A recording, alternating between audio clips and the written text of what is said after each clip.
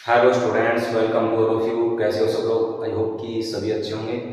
हाँ तो बच्चों देखिए, आज हम रेक्टिलिनियर मोशन स्टार्ट करने जा रहे हैं। अब वैसे देखा जाए तो टाइम के हिसाब से अगस्त 15 हो 10 अगस्त हो गया ना, काफ़ी लेट है। बट कोई बात नहीं यार, आप लोग अभी देख रहे हो, इसका मतलब आप भी मेरे से कम हो नहीं। हम चीज़ों को कवर कर लेंगे, डोंट वरी, फास्ट करेंगे। अच्छा, दूसरी चीज़ मैंने क्या है कि थ्योरेटिकल पार्ट को पहले देख लिया है। ओके बच्चों, तो चलिए बिना टाइम वेस्ट के सीधा टॉपिक पे आते हैं।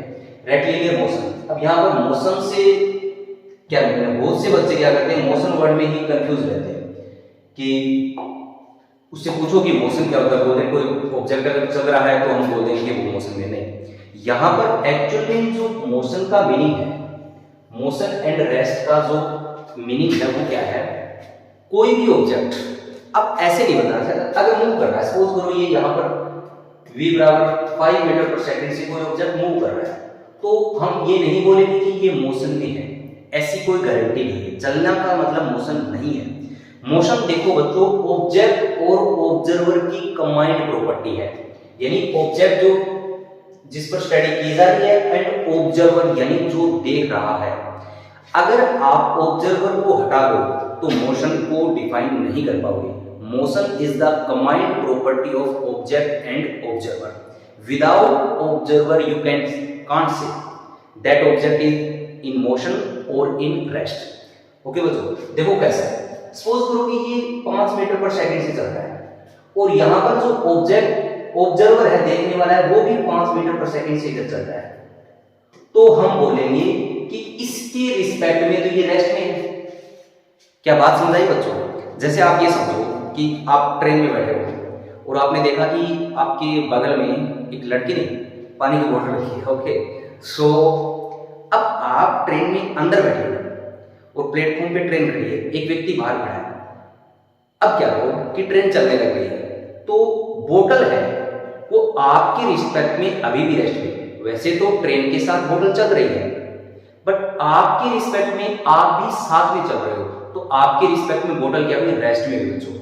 और बाहर जो प्लेटफॉर्म पे बंदा खड़ा है, उसके रिस्पेक्ट में वो किस में आ गई, मोशन में आ गई। क्या ये बात समझ आई? यानी कि मेरा कहने का मतलब ये है, जैसे अर्थ है, अभी अर्थ के ऊपर सारे जितने भी ऑब्जेक्ट हैं वो क्या कर रहे हैं, हमें रेस्ट में लग रहे हैं। बट अगर हम ऊपर से देखें, ठीक है, तो अर्थ के साथ वो सारे क्या कर रहे हैं, मूव कर रहे हैं। इसका मतलब सारे ऑब्जेक्ट अभी मेरे रिस्पेक्ट में या आपके रिस्पेक्ट में तो सब कुछ रेस्ट में है, बट ऊपर से अगर कोई ऑब्जर्वर देख रहा है तो वो सब क्या है, मोशन में। इसका मतलब एक ऑब्जेक्ट एक ही टाइम में रेस्ट में भी हो सकता है और मोशन में भी हो सकता है। ये डिपेंड करेगा किस पे, देखने वाले पे, यानी आपके ऑब्जर्वर पर, रेफरेंस पॉइंट पे। क्या ये बात समझ आई? जैसे यहां से यही बात है, मैं इसी एग्जांपल को लेते हैं। ये बंदा है, कोई चल रहा है 5 मीटर पर सेकंड से, और मैं यहां पर खड़ा हूं, रेस्ट में देख रहा हूं इसको, ठीक है। तो ये क्या है, मेरे रिस्पेक्ट में क्या है, रेस्ट में है, सॉरी मोशन में है। और एक दूसरा पर्सन जो 5 मीटर पर सेकंड से ही इधर चल रहा है, उसके रिस्पेक्ट में ये क्या हो गया, मोशन भी हो गया। ओके बच्चों, तो मोशन एंड रेस्ट का एकदम अच्छे से दिमाग में क्लियर पिक्चर बन जाना चाहिए। यानी आप विदाउट ऑब्जर्वर मोशन को डिफाइन नहीं कर सकते। सो डेफिनेशन क्या है, an object is said to be in motion with respect to an observer if its position changes with respect to that observer with time. यानी टाइम के साथ अगर उसकी पोजीशन है वो किसी ऑब्जर्वर के रिस्पेक्ट में चेंज हो रही है, तो हम बोल देंगे कि वो पक्का किस में है, मोशन में है। ओके बच्चों, तो यहाँ पर अदर पॉइंट क्या है, जो मोशन है, motion is the combined property of the object and the observer. यानी ऑब्जेक्ट और ऑब्जर्वर की जो मोशन है वो कंबाइंड प्रॉपर्टी है। ओके, नेक्स्ट पॉइंट है, नथिंग इज एब्सोल्यूट रेस्ट और इन एब्सोल्यूट मोशन। यानी कोई भी चीज एब्सोल्यूट रेस्ट में नहीं है और एब्सोल्यूट मोशन में भी नहीं। ओके, सब क्या है, एक प्रकार से रिलेटिव है। मोशन और रेस्ट क्या है, रिलेटिव चीज है। ऐसे नहीं है कि एब्सोल्यूट मैं किसी भी ऑब्जेक्ट को बोल दूं कि ये रेस्ट में है, नहीं कह सकता।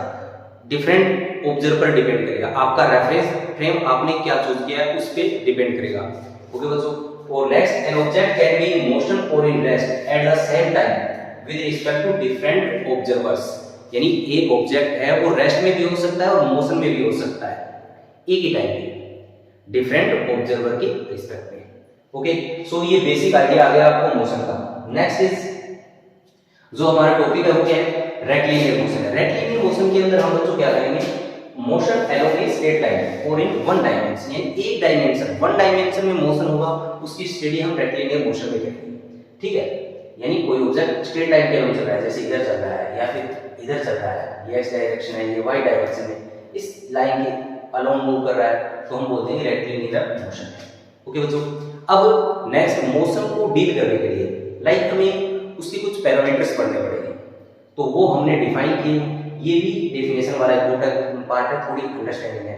जैसे सबसे पहले पोजीशन, किसी पार्टिकल की पोजीशन से क्या मीनिंग है, तो the position of a particle refers to its location in the space, यानी स्पेस में कोई पार्टिकल कहां पर है, लाइक यहां पर है, यहां पर है, यहां पर है, ये सब इसकी क्या है, पोजीशन है। ठीक है बच्चों, नेक्स्ट डिस्टेंस। तो डिस्टेंस क्या है, डिस्टेंस है the length of actual path travelled by the particle during a given time interval. Okay बच्चों, एक्चुअल पाथ का मतलब हो गया जैसे एक पार्टिकल यहां से चला और यहां पहुंच गया, सो ये जो सपोज ये इस रास्ते से आया ऐसे ऐसे करके, तो एक्चुअल में ये पहुंचा तो यहां से यहां तक है, लेकिन अगर इसने ये वाला पाथ कवर किया है, यहां से ऐसे पहुंचा है, तो इस पाथ की टोटल जो लेंथ है वो क्या कहलाएगी, डिस्टेंस। ओके बच्चों, अब डिस्टेंस क्या है, डिस्टेंस एक स्केलर क्वांटिटी है, वेक्टर और स्केलर आते हैं आपको, हाँ, डिस्टेंस है वो स्केलर क्वांटिटी है, इसकी यूनिट क्या है, मीटर है, एंड डायमेंशन क्या है, m0 l1 t0। ओके बच्चों, नेक्स्ट डिस्प्लेसमेंट। अब डिस्प्लेसमेंट क्या है, डिस्प्लेसमेंट है the change in the position of a moving object is known as displacement, यानी उसकी पोजीशन में क्या चेंज हुआ है, एक प्रकार से ये भी। अब देखो सपोज यहां पर ये पार्टिकल ए से बी तक पहुंचा है, तो बच्चों इसने अगर ये वाला पाथ कवर किया है तो इसका डिस्टेंस तो ये है, बट डिस्प्लेसमेंट क्या है, डायरेक्ट इन दोनों पॉइंट को आप ज्वाइन कर लो, यानी इसकी पोजीशन तो यहां से यहां बदली है, जो ये पोजीशन में चेंज हुआ है उसको हम क्या बोलते हैं, डिस्प्लेसमेंट। सो इसका डिस्प्लेसमेंट बताएंगे तो बच्चों ये होगा, इस जो लेंथ है इसको मेजर कर लो, इसकी लेंथ हो जाएगी। ओके, सो डिस्प्लेसमेंट क्या है, डिस्प्लेसमेंट है वो वेक्टर क्वांटिटी है, displacement is vector quantity, and unit इसकी भी लेंथ है तो मीटर हो जाएगी, और डायमेंशन भी सेम रहेगा, m0 l1 t0। अब सपोज करो देखो ये पार्टिकल है बच्चों, इसकी पहले पोजीशन r1 थी और उसके बाद थोड़ी देर बाद ये r2 पर पहुंच गया, ये इसका पोजीशन वेक्टर है। ठीक है बच्चों, सो इसका अगर आप क्या बताओगे डिस्प्लेसमेंट, तो क्या आएगा, डेल्टा r। ये वेक्टर है और वेक्टर को शो करने के लिए ऊपर एरो लगा देते हैं, so delta r is r2 vector minus r1, यानी final vector minus initial vector. Okay बच्चों, अब जैसे मैंने एक एग्जांपल दिया आपको कि एक पार्टिकल यहां से ए से बी पर पहुंच गया और ये सर्कल है जिसकी रेडियस r है, तो बच्चों इस पार्टिकल ने ये वाला पाथ कवर किया है, तो यहां पर इसकी डिस्टेंस बताइए, तो डिस्टेंस क्या होगी, distance is that is, so circle की सर्कमफ्रेंस क्या होती है, 2 पाई r। सो यहां पर ये हाफ सर्कल है, सो ये हो जाएगी पाई r। ओके बच्चों, और अगर इसमें डिस्प्लेसमेंट बताना हो, डिस्प्लेसमेंट, तो यहां पर डिस्प्लेसमेंट क्या होगा, ये होगा। ओके, सो मैं क्या लिखूंगा, यहां पर मैं डिस्प्लेसमेंट का ओनली मैग्नीट्यूड लिख रहा हूं बच्चों, सो वो हो जाएगा 2r। अच्छा, इसमें आपको अगर डायरेक्शन बतानी हो, जैसे डिस्प्लेसमेंट एक वेक्टर क्वांटिटी है, तो इसको डायरेक्शन के साथ बताना होगा, तो आप क्या बताओगे बच्चों, देखिए 2r एंड इस डायरेक्शन में आप यूनिट वेक्टर लगा दोगे।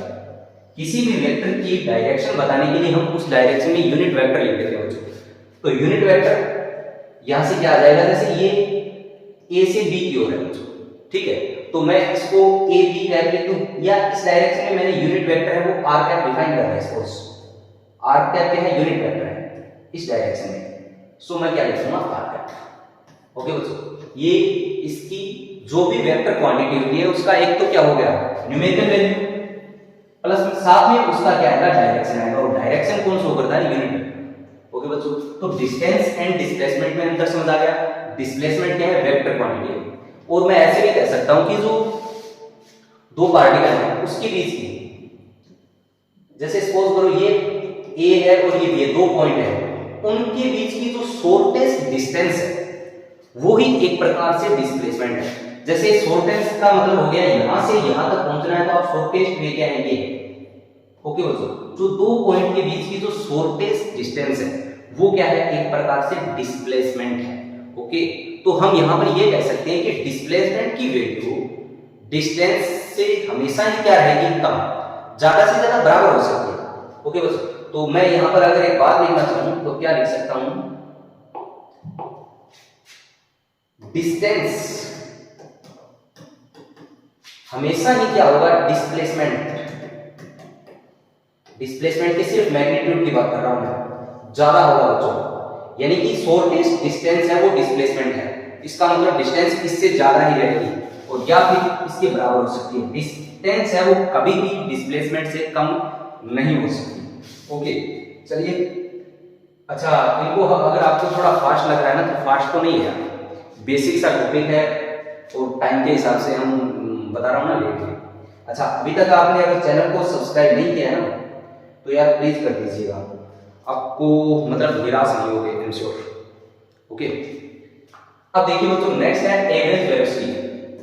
तो एवरेज वेलोसिटी क्या है, अच्छा स्पीड का कांसेप्ट तो आपको आता होगा, ये 10th से सीख रखा है। स्पीड क्या होती है बच्चों, स्पीड होती है distance upon time. Okay, speed क्या होती है, डिस्टेंस अपॉन टाइम, और वेलोसिटी क्या होती है, डिस्प्लेसमेंट अपॉन टाइम। बच्चों डिस्प्लेसमेंट अपॉन टाइम, यहां पर ये वेलोसिटी का फॉर्मूला हो गया। एवरेज वेलोसिटी से मतलब ये आप समझ जाओगे कि कोई पार्टिकल टाइम इंटरवल में ट्रेवल कर रहा है, इतने टाइम इंटरवल में इतना डिस्प्लेसमेंट कवर कर लिया, तो final displacement minus initial displacement upon में क्या लिख देंगे, टाइम से डिवाइड कर देंगे बच्चों। सो यहां पर जो स्पीड था, स्पीड हमारा क्या है, स्केलर क्वांटिटी है, स्केलर है, और इसकी जो यूनिट है वो क्या है, मीटर पर सेकंड है, बिकॉज डिस्टेंस की यूनिट क्या है, मीटर, टाइम की सेकंड। और यहां पर आपका जो वेलोसिटी है वो तो वेक्टर क्वांटिटी है, वेक्टर है, एंड इसकी यूनिट तो सेम ही रहेगी, यूनिट क्या रहेगी, मीटर पर सेकंड, बिकॉज ऊपर डिस्प्लेसमेंट आ रहा है, डिस्प्लेसमेंट की जो यूनिट है वो क्या है, मीटर है, मीटर अपॉन टाइम। अच्छा डायमेंशन लिख दो, यहां पर डायमेंशन क्या आएगा, अगर मैं डायमेंशन लिखूंगा तो देखिए ऊपर आ रहा है मीटर यानी लेंथ आ रही है, तो मास तो इसके अंदर है नहीं, तो मास तो 0 हो जाएगा, एल क्या है 1 है, और टाइम नीचे आ रहा है, इसका मतलब टाइम -1 हो जाएगा। ओके, सो आई होप कि ये समझ आ गया होगा। एवरेज वेलोसिटी लाइक एक पार्टिकल है, उसने क्या किया कि जो एक एग्जांपल लेता हूं, सपोज इनिशियली वो क्या था, पार्टिकल था वो t बराबर 0 पर यहां टाइम पर, ये है आपका यहां से 2.2,0 है। ओके दोस्तों, और 4 सेकंड बाद, आफ्टर 4 सेकंड पार्टिकल यहां पहुंच गया 10,0। इसका मतलब इसने इसकी अगर मैं क्या निकालूं, एवरेज स्पीड निकालूं बच्चों, तो एवरेज स्पीड क्या आएगी, इसको ऐसे लिखते हैं, ऐसे लिख सकता हूं, ठीक है। एवरेज स्पीड आएगी बच्चों, फाइनल जो डिस्प्लेसमेंट है, फाइनल तो 10 माइनस इनिशियल पोजीशन क्या है 2 अपॉन में कितना टाइम लगा 4, सो 10 में से 2 गया, ये आ गया 8/4, और बच्चों ये हो गया 2 मीटर पर सेकंड। ये क्या आ गया, इसका पार्टिकल का एवरेज वेलोसिटी आ गई। एवरेज से मतलब समझते हो क्या, एवरेज से मतलब है जैसे सपोज करो आप 1 घंटे में 60 किलोमीटर चले, 1 घंटे में 60 किलोमीटर, बट इसका मतलब ये आपकी एवरेज स्पीड है 60 kilometre per hour, 60 kilometre per hour. ऐसा ही है, आप पूरी जर्नी के दौरान 60 किलोमीटर चले थे, आप इनिशियल में धीरे थे, फिर आपने स्पीड बढ़ाई, फिर कहीं पर जैसे सपोज करो स्कूटी दूर थी तो आप लोगों ने बाइक को तेज भगाया तो वो स्पीड है वो 60 से 80 हो गई, उसके बाद में स्कूटी के पास पहुंचे तो आपने भी स्पीड को कम कर लिया, तो आपकी स्पीड तो चेंज हो रही है जो स्पीड में, यहाँ पर वेलोसिटी समझ सकते हो आप, वेलोसिटी की बात कर रहा हूँ। वेलोसिटी क्या हो रही है, चेंज हो रही है, कभी 40 थी, कभी 80 थी, स्कूटी के पास थे 20 पे भी आ गए आप लोग। ओके बच्चों, तो बट एवरेज की बात करें तो वो क्या है, ये 60 पूरी जर्नी के दौरान, ठीक है बच्चों, तो ये एवरेज वेलोसिटी आ गई। अब देखिए नेक्स्ट है इंस्टेंटेनियस वेलोसिटी। इंस्टेंटेनियस का मतलब है वेलोसिटी एट पर्टिकुलर टाइम, किसी इंस्टेंट की, जैसे आप एक जर्नी कर रहे हो और यहां से आपने t बराबर 0 से स्टार्ट किया बच्चों और t बराबर 10 सेकंड की बात हो रही है, तो टोटल जर्नी अलग बात है, और पार्टिकल ऐसे मूव कर रहा है।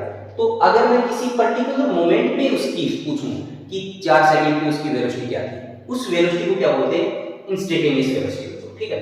और इसके लिए होता क्या है, एक्चुअली जो आपका डेल्टा एक्स था, इंस्टेंटेनियस का मतलब हो गया आपने टाइम इंटरवल को बहुत थोड़ा कर दिया, यानी हम पुराने वाली डेफिनेशन यूज कर सकते हैं दोस्तों।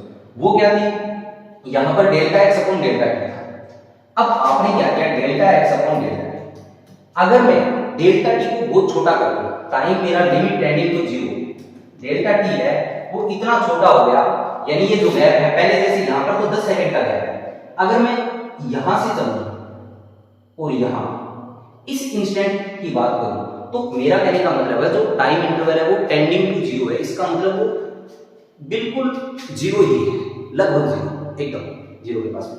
तो इस केस में आपका जो ये डेल्टा एक्स है वो क्या बन जाता है, dx, ओके बच्चों, बाई dt, ठीक है। डेल्टा एक्स क्या बन जाएगा, dx बन जाएगा।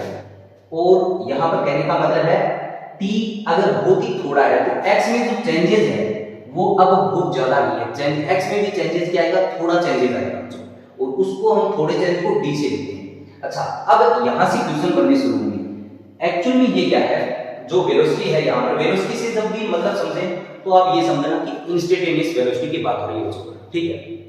और इसको हम लिखेंगे dx बाई dt, और इसका जो मीनिंग है वो क्या है बच्चों, वो है differentiation of x with respect to time, ठीक है बच्चों, differentiation of x with respect to t, इसका मीनिंग है differentiation of x with respect to t, ठीक है बच्चों। यानी आपको डिफरेंशिएशन आना चाहिए। अब देखिए मैं अगर एक एग्जांपल लेता हूं आपके लिए, लाइक मैंने लिख रखा है जो पार्टिकल का डिस्प्लेसमेंट है, डिस्प्लेसमेंट को हम यहां पर मैं r वेक्टर से लिख देता हूं, ठीक है बच्चों। सो जो ये यार x लिख देते हैं, x बराबर क्या है, 2t² प्लस 3t माइनस 4। तो आपको निकालना है वेलोसिटी एट t बराबर 2 सेकंड।